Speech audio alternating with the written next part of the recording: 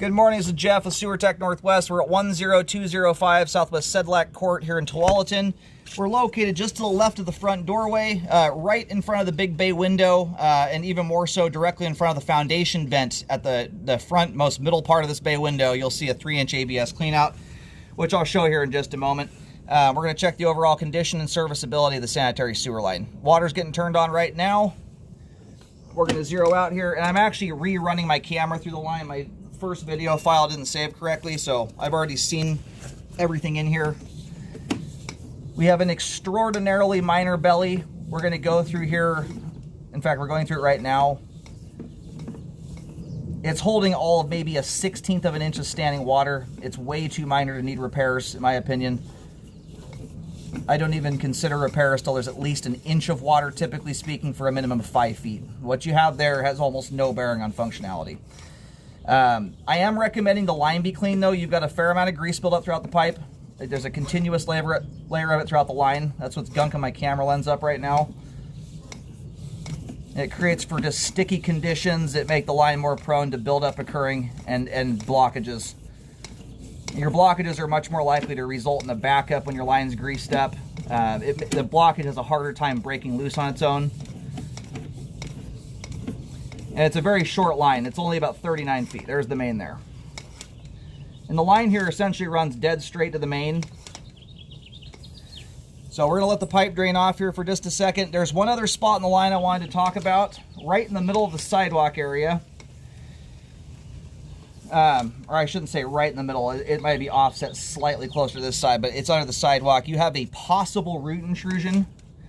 But the shape of the little things I'm seeing there look like they could be plastic burrs. So we're going to let the line drain off here for a moment, then we'll pull back in.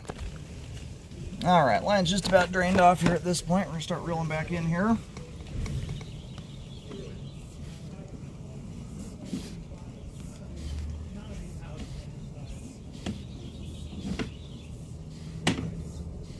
Anyway, the amount of grease buildup that's in the line right now is not a nightmarish level, but there is enough in here it can contribute to blockages. Especially under circumstances where, you know, like kids are blowing up toilet paper and or, improper stuff goes down the line.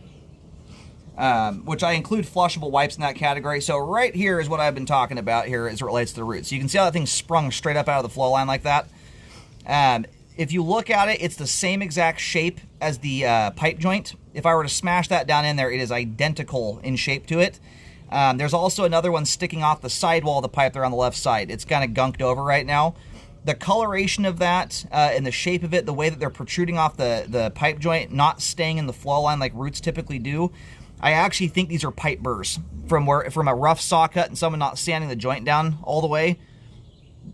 I've cameraed almost 25,000 sewer lines, thousands and thousands of roots, and at first glance they kind of look like roots, but when you get up close to them, that looks more like burrs. So I'm still giving it the possibility, but anyway, I've located that in the sidewalk area, which generally speaking falls into the right-of-way.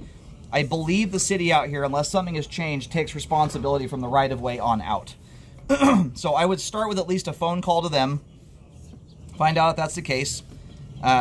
In the event that it does turn out to be roots, you at least know it's on someone else's responsibility. But I am leaning far more towards that being plastic burrs, and it would not be the first time I've seen that. So this little tiny belly right here dissipates off right where the line does the dive at about 8 feet. And this thing is teeny, teeny, tiny. And there will be even less water here when you don't have some of the grease on the sidewalls. It kind of constricts the line down. You won't see a major drop in that, but it's already hardly even a belly as it sits right now.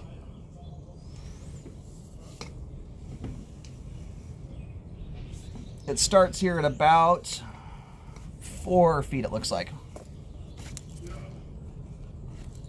So, anyway, that is far too minor, in my opinion, to require any kind of repair work. Way too small. Alright, we're going to go ahead and reel the camera out of the line here. Aside from a little bit of a question mark there where we may have a possible root, rest of the line here looks like it's in good condition, has good flow. As it sits right now, I would say it has adequate flow. It'll have proper flow and functionality after cleaning. And we may very well get a better view of that joint. That joint also shows where we have a possible root. There may be a little bit of staining around it. It's hard to say. The staining looks dry. It's one thing when you have wet, obvious groundwater either staining it or dripping through actively. When you get kind of a dry stain like that, sometimes what it is the remnants of duck butter. It's a grease substance used when the line's first put together. It's a fat-based type of grease, so it can remain for a long time once it's there. Sometimes that stain can indicate the joint it's to some extent exposed to the ground, but we shall see. I think cleaning will help us get a better view of that joint, but I would just start by putting a call into the city to find out if they're responsible there, you know, and if they are, it's right now, I don't even think you have roots as it sits, but it'd be just nice to know for peace of mind if that is city's territory. After any cleanings are done, make sure a rescope is performed to check the work.